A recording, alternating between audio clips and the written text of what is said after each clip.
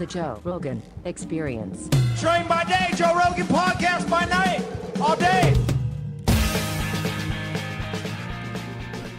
How did you get started with all this? I didn't come into this world the way everybody else does, I don't think. I used to think that everybody had the similar experience, but like if I asked you what was your first memory in life, what would it be? I don't think I know. My first memory was almost like when you're dreaming and you're falling and you hit the bottom and you wake up. Mm-hmm. That was my first memory, but I didn't wake up here. I was inside my mother's womb. And I was about maybe 6 months inside the womb. And I'm like, okay, don't forget I'm here. Okay. Don't forget. You go to sleep, wake up again. Now something's moving in front of you. And you're like, oh, that's my friend. But I had a different name for it. I didn't know it was my hand. But I knew I had a title for it. Go back to sleep, all of those things. Then ultimately you get ready to come out. I remember all of that. You remember coming out? Remember being compressed, and you want to panic, but you're flooded with like some serotonin and dopamine to where you feel relaxed. You go right back to sleep. You remember being born. I remember being circumcised. I remember the whole nine, and the proof of it was when my wife Mira, that you just met, when she was 6 months pregnant with my son Kieran, I wanted to prove to her what I was talking about. So I put a light on her stomach every day at 6 o'clock at night. And I would move that light back and forth, and I'd put a song on for a week straight. On Saturday, after a week, I didn't put the light there, and I didn't do the music. And he pushed up on her stomach. And then when I put the light there, he started following the light. And for the next 2 months, we did this every night, and he would go all the way around her belly, back and forth, always pushing on it. I didn't understand at the time that maybe I've interfered with the development process, and maybe he's wrapped the cord around his neck. I shouldn't have done all of this, but it came out wonderful and fine. And this little boy, first thing he wanted to do is see light. He loved lights from that early stage, and I can ask him the square root of 2, the square root of 5, the square root of that, the square root of pi, and he will run it off. But he's just like, his personality is like Forrest Gump, to where he's just loving and wants everybody to be around him and care. But for me, that's where it started, in there. And then when I was about 5 years old, I had another dream. And the room filled up with like this fluid, a dark fluid. And I could see the ripples of it moving around. And there was a being there. And I remember being walked through that fluid with him. And I was trying to look up at him, and I couldn't turn my head to look at him. And he had his hand straight. I knew his voice, but I did not know who it was, but I felt confident and comfortable. And as we moved along this dark blue fluid path, with like chartreuse covering the, how when you look into a pool and you see the ripples, and if you're at the bottom of the pool, you see the ripples overlapping. That's what it looked like. And then when we got to the end of it, he said to me, if you could have anything in the world, what would it be? Now, we were really poor. My dad had just gotten out of prison, for manslaughter. I didn't have much, but I said to him, I want to know how everything works. And at that moment, he used his left hand and he opened up the door. And there was this mansion, big brown doors. And inside of it was this crystalline flowers, big crystalline flowers, like a giant, like 5 feet across. And every time I tried to see his face, he would reach in and hand me another shape. And I was so fascinated with the shapes because they didn't look like the platonic solids. They didn't look like anything I'd ever seen before. And he would hand me these shapes, and each shape was different and amazing. And I woke up from that dream. But after that moment, anytime something strange would happen in a dream, I had the powers of inception. Anytime I would be naked at school, I would say, I'm not naked. I must be dreaming. And immediately I would run out of the school or run out of wherever I was, and I would find that mansion again. And I had access to all the knowledge. The proof of it is the 97 patents that I have now. The proof of it is the industries that I've innovated. It's like waking up, having a dream that you have a diamond in your hand, and out of nowhere, you wake up and you're hoping you're holding it, and you try and hold it, and it's gone when you wake up. But the proof is all the stuff that I've been able to do now. So all these thoughts are from the time you were a baby. These are not things that you've learned. These are things that you had in your mind from the time you were born. From before that time, because I remembered that I had been someplace else before. Now, what's interesting, that voice that I heard, that's my voice now. So it was like my greater self was leading me through and periodically would show up again in other dreams. And I went off and became an actor because my mother wanted my little brother to be an actor, and I thought if I became an actor, I would get my mother's affection. It wasn't until my mother was dying, and I'm talking to her, and she told me the reason that she was babying Antonio was because he had asthma, and my father always questioned whether it was his son or not because he looked so much like her family and didn't look so much like him. And I realized, my God, if I had followed my proper course, I could have saved my mother, because the knowledge that I had, I had the grand unified field equation. I had already put that together, and at 7, 8, I was working with these things, and then I went through all of the hell that I had to go through. Being accused of domestic violence, all of those things, and I thought it was a curse at the time. But it was really removing me from advancing down the wrong path. And during that period of time, I started waking up in my dreams again. And I started going back into that palace. And I remembered all of these things, and I started patenting them. As I moved along, I got in touch with Michael Hudak. He was the president of the University of Science and Philosophy, because I was studying a guy named John Keeley, who had worked with frequency back in the 1870s, had built the first, what do they call it, self-sustaining engine back in 1872, but he wouldn't tell people how he built it. And I was watching a program with Del Pons, and somebody in the audience said, doesn't John Keeley's work remind you a lot of Walter Russell? And a bell went on.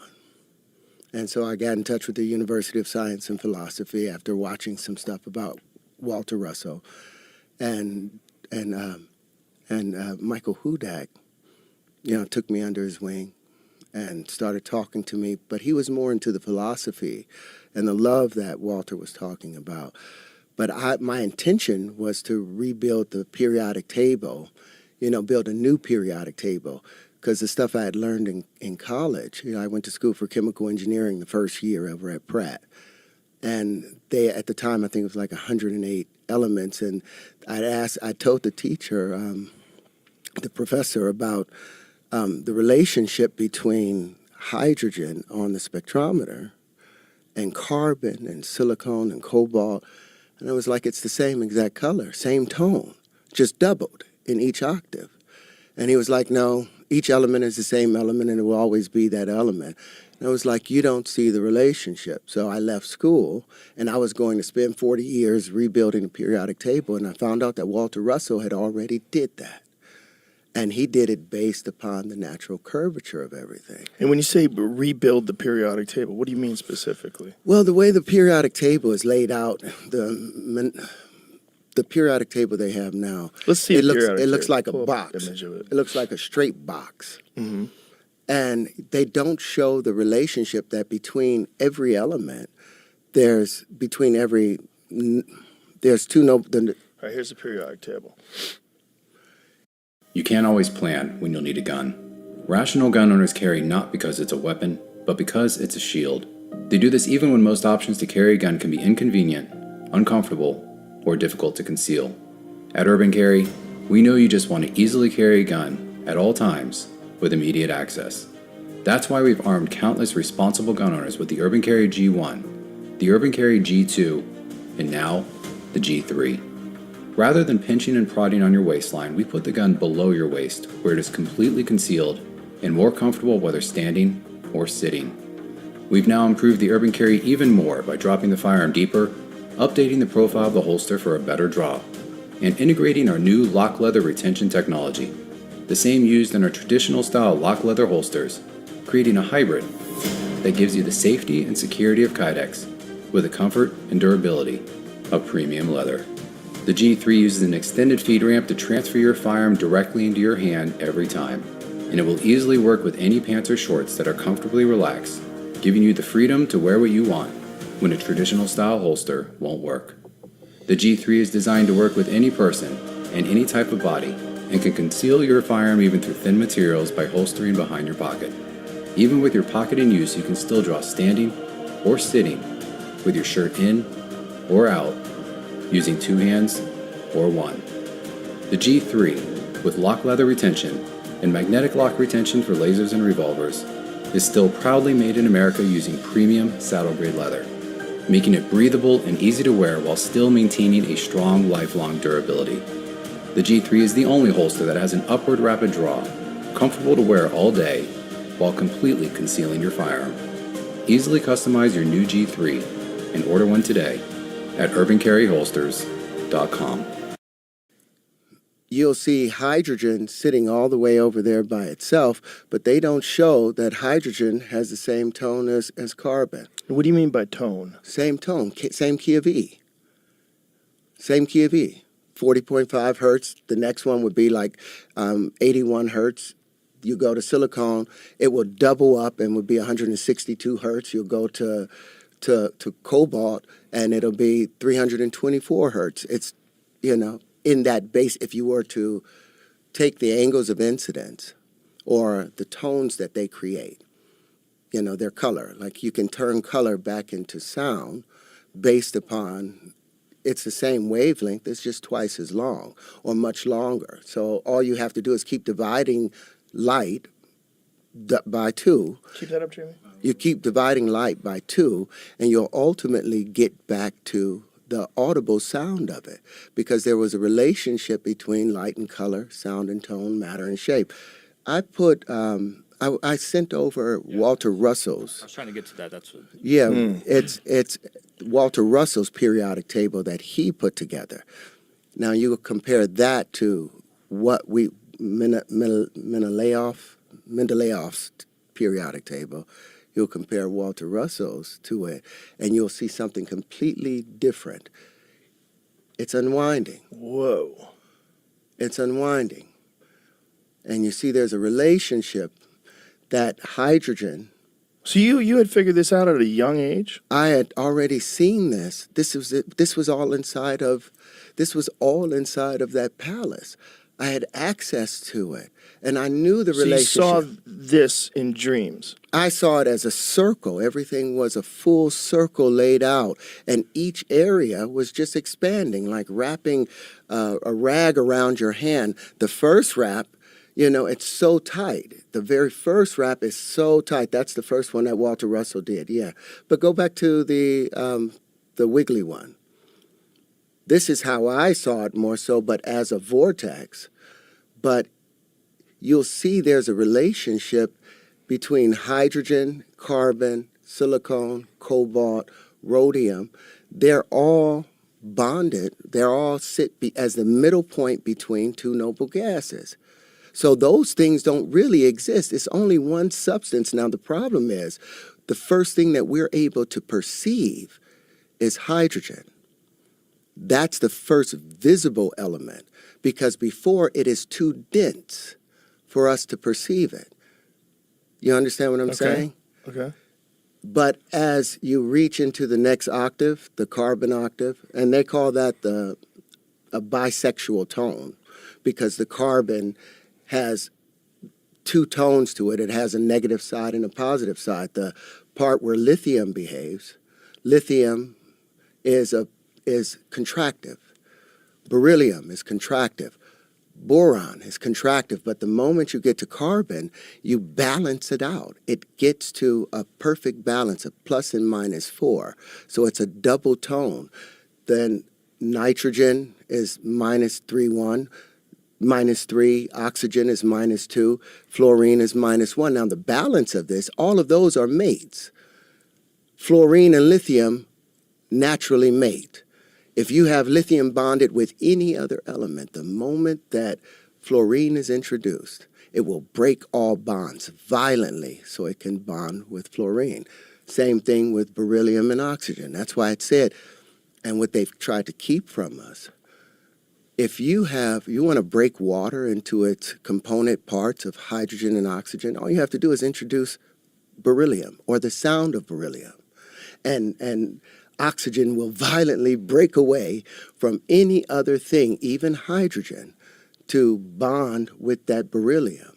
And now you can have it just with the frequency of it. And since the hydrogen is smaller, hydrogen will, that waveform, you can send that up into one tube, the oxygen into another tube, without using electrolysis, without using heat. It was just through frequency, and the proof of it, if you go back up just a little bit higher, we know the relationship between sodium and chlorine. They're equal and opposite mates. If you get out of the pool and you got chlorine and you're itching from the chlorine, all you have to do is get some real salt and rub that on your skin, and it'll turn right into an oil. It naturally neutralizes each other. So everything has an equal and opposite mate. The lithium becomes sodium in the next octave, doubles the same exact tone, just doubled and wider. The sodium becomes potassium in the next octave, widens up. The reason that arsenic kills us is because our DNA has nitrogen and it has phosphorus in it, because nitrogen unwinds into the next octave right after silicon and becomes phosphorus.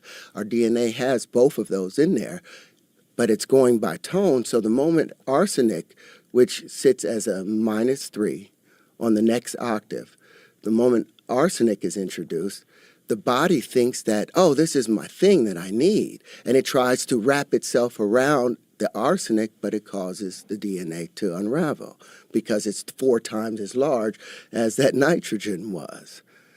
And those other little elements, titanium, vanadium, chromium, manganese, and iron, all of those aren't true elements. Those are isotopes.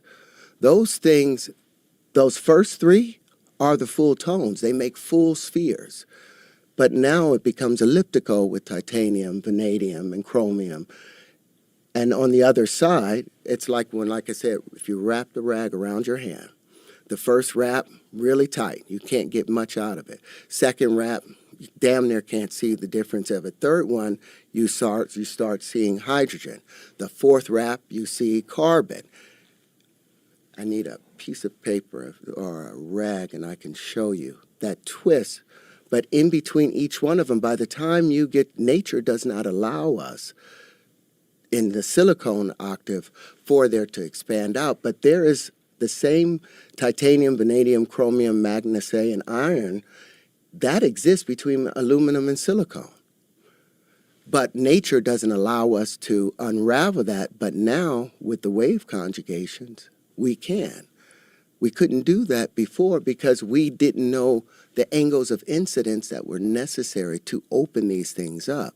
And you couldn't do that with the platonic solids because the platonic solids were averages and approximations. They, like I've said a number of times, you show me a real straight line in nature. If everything in the universe, everything is expressed in motion, all motion expressed in waves, all waves were curved. Every action has an equal and opposite reaction. So the greater the action, the greater the reaction. The greater the reaction, the greater the resistance. The greater the resistance, the greater the curvature. Because the universe is based off of equanimity, which Einstein left out in his theory of relativity, the balancing side of the gravity was caused by electric force. Electricity is always seeking a higher pressure condition. It spins northeast, is trying to get to the center of an area, the center of a cone. But the next electric wave is coming, so it gets pushed out, and as it's pushed out, it gets to the vortices. And that's some on those pieces, those vortices. Now, instead of it spinning northeasternly, centripetally, it's forced to spin centrifugally, and it spins southwesternly. And it expands itself out, it decays, it keeps decaying until you get 4 magnetic waves that hit each other at 120-degree angles. At that point, they reconvert back into the electric field, and then they make their way back to their source again, whether it's the star, whatever star it came into. What happens when we get older? We expand at our equator, right? We get shorter at the top. Why? Because the electric force is pushing in and condensing, and the magnetism expands out at the equator. The electron field, the electrons, that's just discharged electricity, devitalized electricity, coming from the sun, coming from the earth. It's the waste product from it. But it hits our magnetic field, and then it gets pulled right back in and gets compressed again, and now it becomes electricity for the earth, and then it pushes itself right back out again at the equator. The equator is 5 miles wider than the poles. Electricity, Einstein left that out of his equation because he coupled electricity and magnetism together and didn't realize that electricity was the equal and opposite of magnetism. Electricity being the contractive field. You breathe in, that's a contractive thing. You breathe out, that's a magnetic thing, a radiative thing. But they use the term magnet as an attractor. But to magnify something means to what? Make it larger, increase the space. That's the work of radiation. That's what Walter Russell was talking about all those years. That's the work of radiation. It's the electricity between the things that pull them together. The Coulomb force that supposedly opposites attract and push each other away. If that was true, then hot air and cold air would seek each other out. They're the same substance, but just but in a different state. They move in opposite directions from each other. Hot water and cold water move in opposite directions from each other. The reason 2 magnets seem like the North Pole is attracted to the South Pole, because if you had 2 rivers or 2 hoses with water coming out of them, and you pointed them at each other, what are they going to do? They're going to be pushing against each other. But they align to where the male enters the female and is able to come out. So they've been fooled by their senses. They've been fooled by their eyes and have missed the whole picture of it. Are you familiar with Khalil Gibran? Yes. He wrote a book, he wrote The Prophet, in 1923, but he wrote another book called Sand and Foam. In that book, he told a story of a man who had been away from his family for 4 months working, and he was excited to come home, and as he was coming home, he knew that the mountain, when he saw the mountain, that he was close to home. So his 5 senses started having a conversation, and his eyes says, I see a mountain, I see a mountain, I see a mountain. And so the ears perked out and said, I don't hear a mountain. The nose sniffed and said, I don't smell a mountain. The tongue tasted the air. I don't taste a mountain. And the other 4 senses started speaking among themselves, and they came to the conclusion that there must be something the matter with the eye, because they couldn't perceive it. But all of these things, we've been misled just because we've been fooled by our senses. Our eyes see 0.05% of the entire electromagnetic wave. We're blind cosmically, but we judge everything by what we see. And they've done that with science for so many years. You look at E equals MC squared. That talks about expansion. It does not show how it's divided. If ever you've never breathed in twice without breathing out. You breathe in and you breathe out. You charge and you discharge. There's no.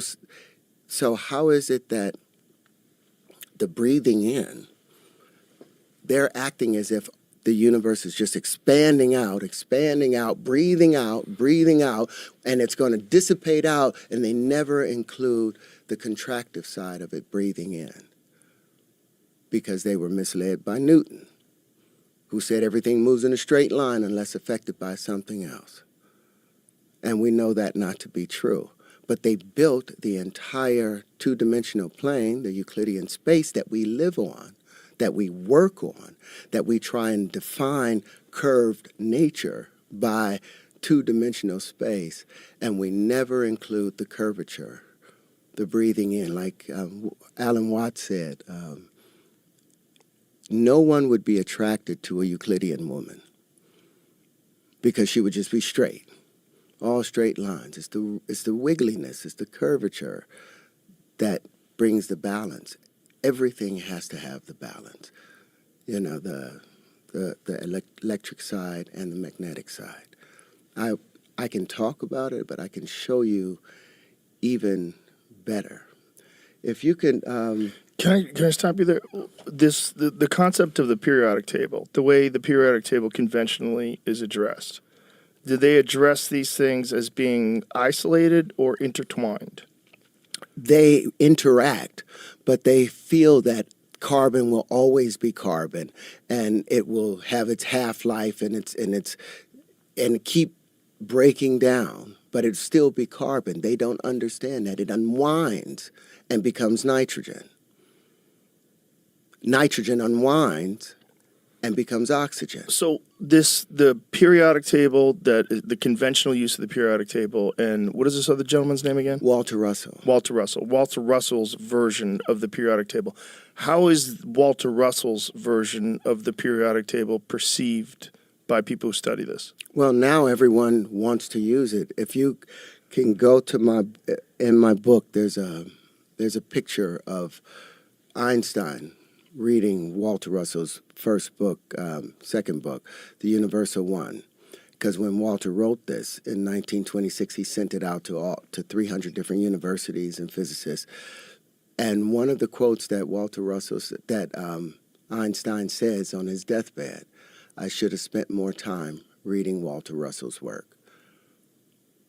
That's how, and now they're taking it under their wing, but remember the Michelson-Morley experiment from 1887. They were trying to prove whether there was an ether or an effect of an ether, or the quintessence that everything came from. That used to be called the fifth element, that everything that from antiquity, everyone understood that something doesn't come out of nothing. It's like when you look at the air, it looks clear, but you change the pressure condition. The balance of the change of pressure condition, we call that condensation. It creates clouds. And you change the motion conditions, whether it's moving quickly or slowly, it's going to become snow, it's going to become rain, it's going to become hell. So everything comes down to just one of two forces. Either you're breathing in and filling up something, or you're pouring it out. But the scientists, they ignored Walter Russell's work because he didn't include any equations inside of it. He talked philosophically regarding how things behave in comparison to laying down and following some Newtonian or calculus writing. You know, he said he based things based on let's explore them naturally. And that's what I did with my book. Once what Walter Russell was missing, he didn't have the wave conjugations. He didn't have the mirror shapes, the all shapes. And that was because of a mistake that was made 6,000 years ago, maybe. They took the flower of life, which was that symbol. Mm-hmm. If you could go to my book, tcotlc.com, there's an example that I put in there on page 64. And I show the period, I show the element, the fundamentals. If you could possibly pull that up, Jamie. What was that .com again? TCOTLC.com. You'll see in there the mistake that they made because they believed in straight lines, because the church was promoting the idea of straight lines. You just tap on right below there. There's, download. No, just go to the center of the page and right above that, and you see initial public draft, just tap on it. And if you go to page 64, on the right side of the page, right there, on the left side of the page, you'll see the 5 Platonic solids. Now these, all of our axioms, all of our postulates, have been built off of these things. This is what Euclid went down to Egypt and pulled these things together. Pythagoras worked on them. And these were the undisputed fundamentals of God that he used to build. If you tap onto the Flower of Life, Platonic Solids things, it's going to take you to a video. Turn it, don't have to tap it. But it'll show you the Flower of Life that they took this from. But you'll see that instead of following the natural curvature of these 64 circles overlapping, they averaged the space where they met. And they invented straight lines. Why did they do that? Because they believed that the world was flat. They believed the world was flat at the time. And the church promoted. Pythagorean theorem comes off of this cube, a squared plus b squared equals c squared. So they wanted to use all of these intertwining circles and create straight lines. Because that's how they thought everything came down to, straight lines. They thought the world was flat. And I was like, oh my goodness. They didn't open the flower properly. So the next one would be the icosahedron. Now, the Flower of Life, it's very, very old. The concept is very old. What was the origin of the concept? It's the oldest symbol known to mankind. It's believed that it was Anki, the brother of Enlil, if you go by the Emerald Sumerian tablets, text. the Sumerian text, that was the one that created mankind. Because if you look at mankind, and there's a point I want to make with it, I want you to stay on the book, go back to go to 134 on the book. And this is what that other gentleman being told me to do. He said, why don't you just take the pieces that make up the flower and put them together based on universal ratios. So if you want, you're able to pull it up. 164? Page 134. 134 in the book. So this is the juxtapose of the mistake they made. Yep, just tap right onto that. Yep, just tap on it. Now, this was made by David Johnson, one of our programmers, Argos Fuel. So if you go to the far left and tap on that, I took 4 of those triangles. And wow. And you can scroll around. This is what happens when 4 bubbles meet. This is the negative space where they can't touch each other.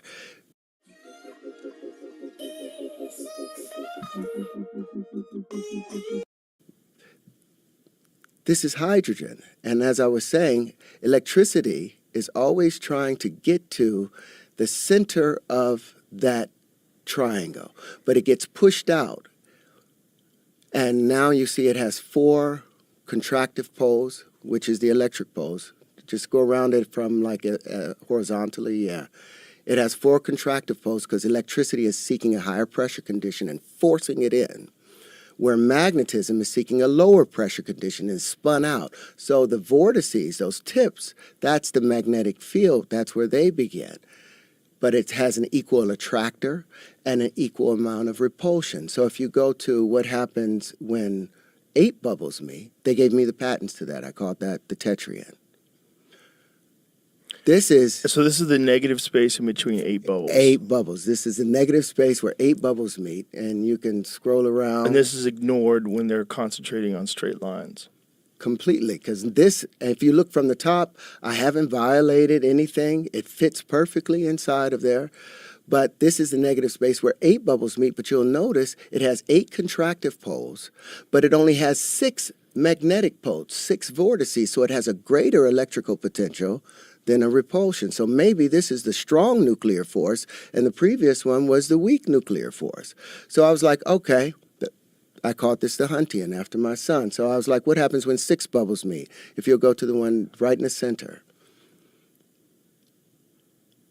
Now you see that it has these huge bubbles, fast moving, but there's 6 strong spheres that's going around this, but the greater attractor has grabbed the 2 weaker attractors. And this looks just like a photon, and guess what? It has 30 poles. What is the speed of light? 299,752,400 something. They rounded off to 300 million kilometers per second squared. But if you look at it from the top, you'll see that I haven't violated anything. This looks like what happens in nature. So I was like, okay, so they gave me the patents to this, but you'll see that there's 6 unaccounted electrical poles to it. So I was like, what happens when 12 bubbles meet if you go to the one right next to it?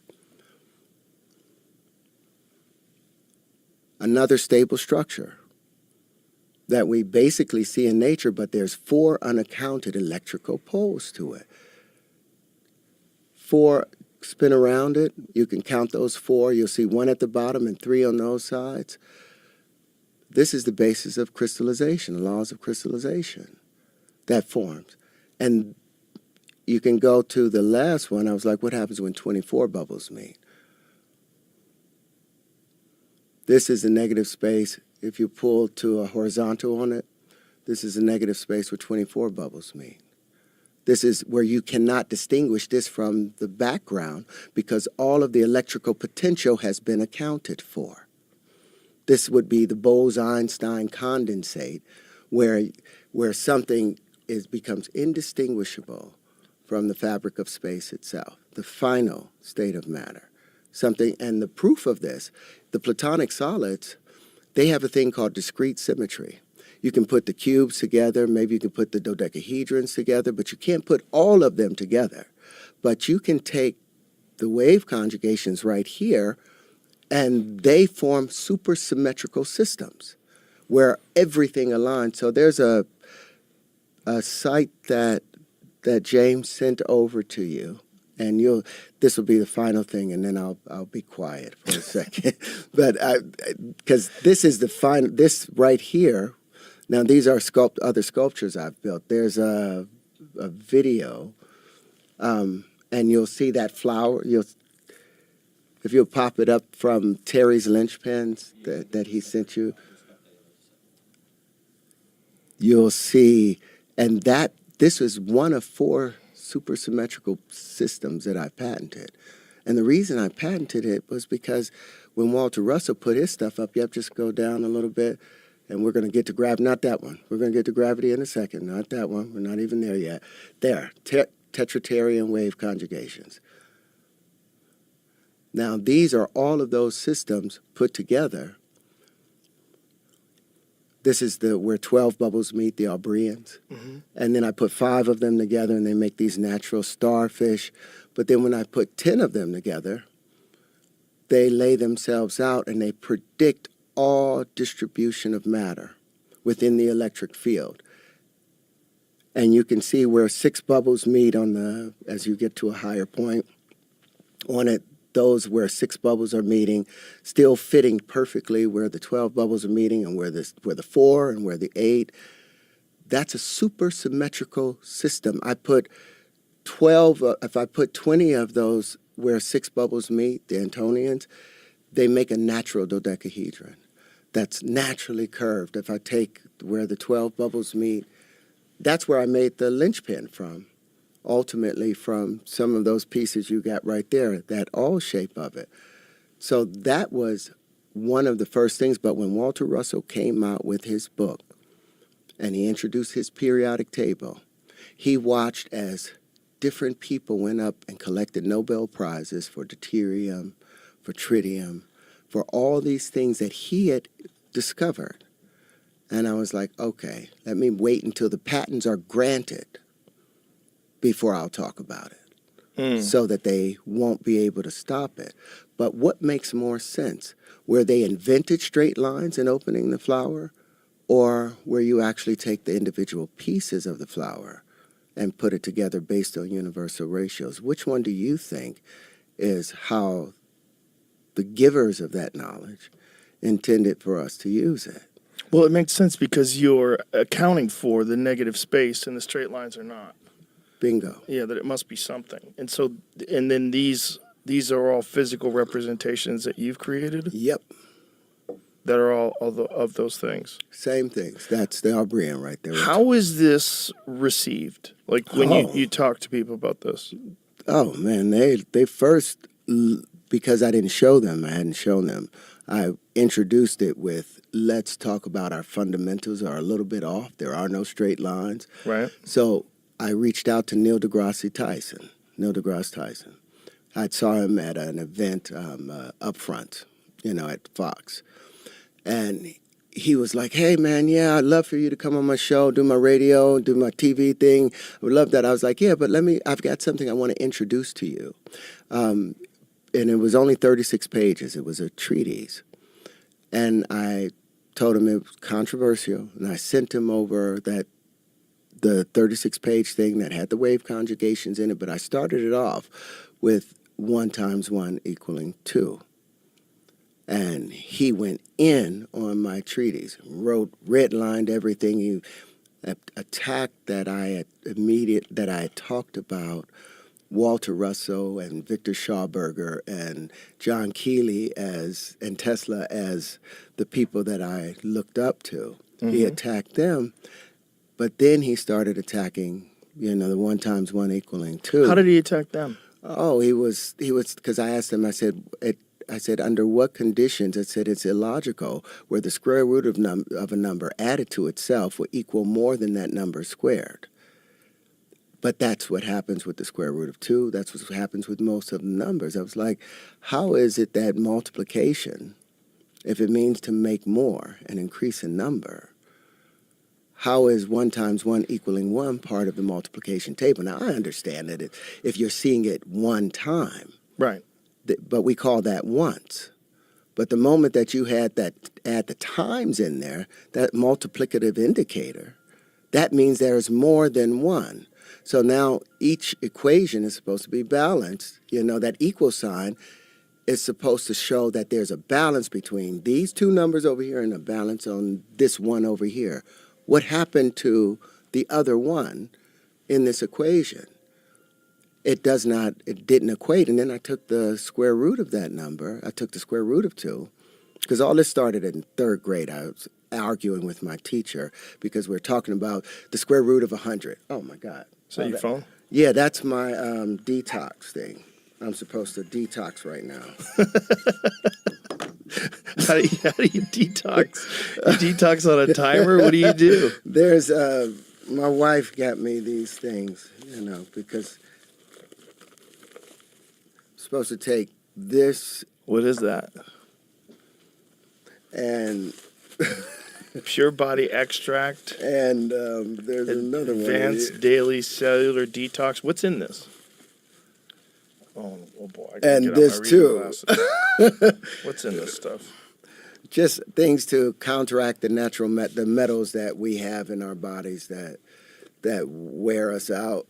And you just take these periodically throughout the day on a timer? Yeah, I got to do it now. I got to do it. Okay. I take a dropper, part of that dropper, and then 4 sprays, and it removes the parasites from your system, like oil of oregano, like using oil of oregano instead of using antibiotics.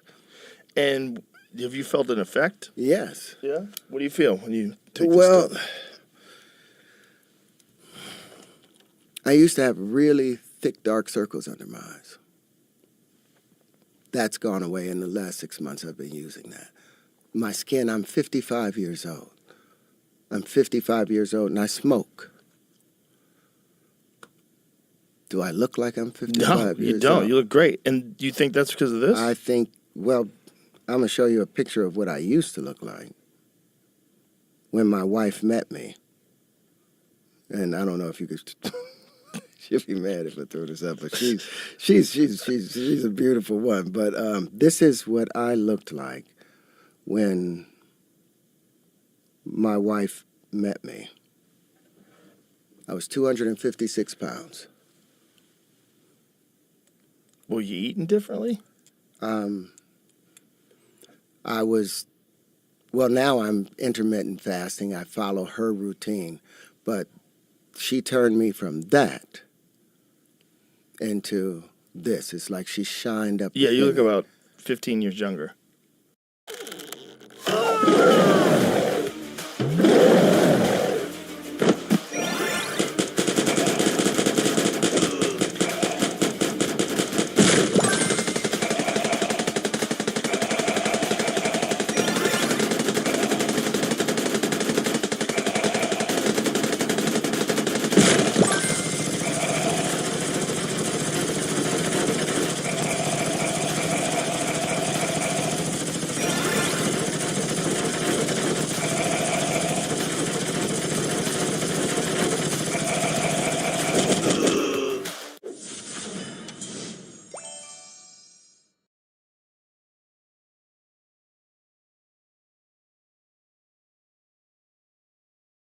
I'm so tired of getting my husband the same boring gifts every year for Father's Day. This year, I'm getting him the Performance Package 5.0.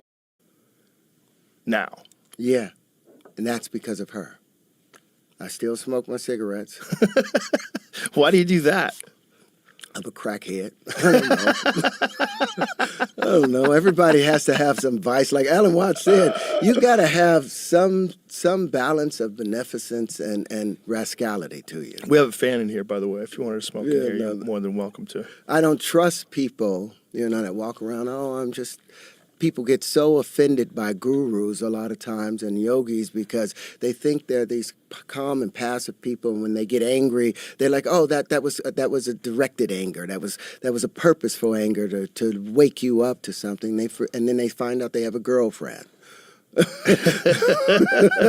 They find out that they smoke, and they're like, oh, Vices. This is a lie. Right. But that's the real person. That's what I loved about Alan Watts. He had a wife, and he had his mistresses. He ended up dying with one of his girlfriend and his wife, off in his little place. But he spoke the truth. He was honest. Life is about the give and take. There's a balance in there, To be human is to be flawed. It's to be beautiful. Yeah, it's part of the beauty of us. And it's part of why we create. I don't think you create from a perfect place of enlightenment. I think part of the chaos of being a human being is the beauty of the creation. It's why we create.